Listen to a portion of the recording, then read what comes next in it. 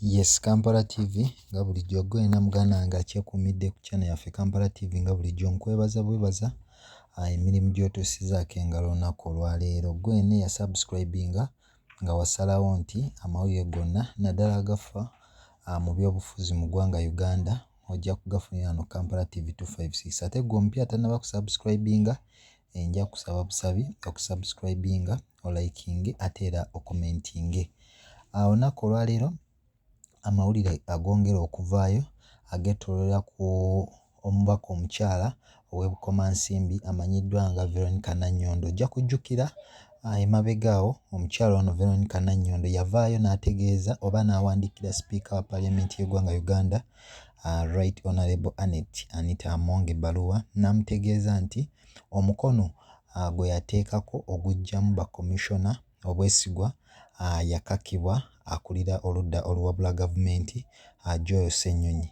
Ono nno yavaayo mu bbaluwa ye n'ategeeza nti Joel Ssenyonyi bwe baali mu meeting yabategeeza nti emukono baguteeke ku register ey'ababaka abaali mu lukiiko olwo newankubadde nga bo oba ye yagenda okukitegeera nga kwe bawandiise gwali gujjamu obwesigwa bakomishona okuli ne Mathias Mpuuga omubaka oba komishona mu paaliyamenti y'eggwanga Uganda. Kati ono yasinziira n'ategeeza sipiika oba n'amusaba nti omukono gwe tegubalibwa era mu butongole aguggyeeyo. Twalaba Joel Ssenyonyi akulira oludda oluwabula gavumenti avaayo n'ategeeza nti omubaka ono Veronica Nanyongo tatuula mu kabineeti ye ey'abooludda oluvuganya, talinaamu yadde ekifo.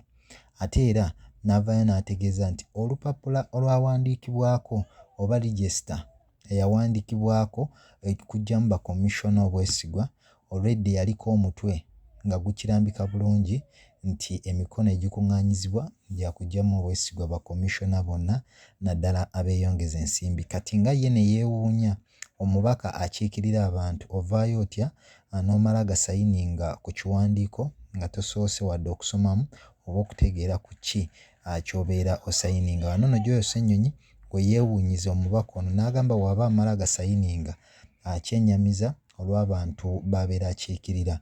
Kati emabegaawo omubaka wa Kira Municipality amanyiddwa nga Ibrahim Ssemujju Nganda yavuddeyo naye n'ayongera okwewuunya omubaka omukyala ono ow'Ebukomansimbi Veronica Nanyongo n'ategeeza nti okuggyayo omukono gwe ng'ategeeza nti yakakibwa oba yawuddisibwa akulira oludda oluwabula gavumenti n'ategeeza nti kyabulabe nnyo era n'asaasira abantu ab'Ebukomansimbi olw'ensonga nti bwe muba nga mulonda omubaka ow'ekikula bwe kityo atasooka kusoma ku biwandiiko by'abeera agenda okusayiningako kibeera kya bulabe naddala mu paaliyamenti y'eggwanga Uganda. Era Ssemujju n'avaayo n'agamba abantu b'Ebukomansimbi balina okuteeka omubaka waabwe ku nninga nga bamubuuza osayininga otya ku kintu ky'otasobodde kusooka kusomamuko.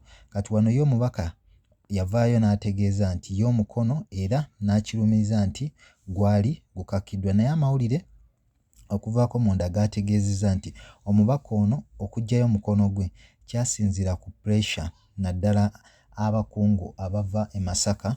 Ojja kujjukira nti bano bonna beegatta omuli bakansala kw'oteeka n'ababaka ba paaliyamenti abakiikirira naddala sayidi z'e Masaka.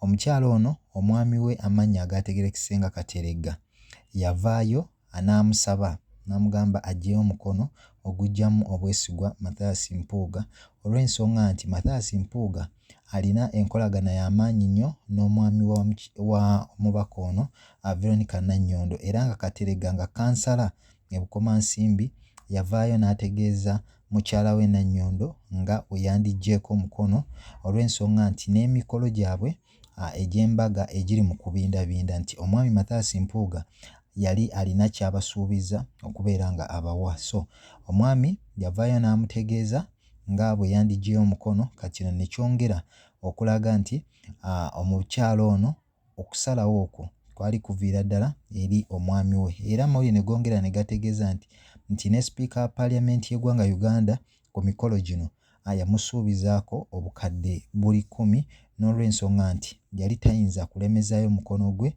ate ng'era amusuubiza ne trip okulambula mu ggwanga erya America. So omukyala zino z'ensonga ezaamuviirako okuggyayo omukono eri Mathias Mpuuga okumuggyamu obwesigwa. So byebyo ebitonotono lwaki Veronica Nannyondo abasinga gwe bazze balumiriza anti Veronica Nannyondo osayininga otya ku kiwandiiko ky'obeera tosomyeko naye ng'amawulire ag'omunda agali emabega emikolo gye egibindabinda.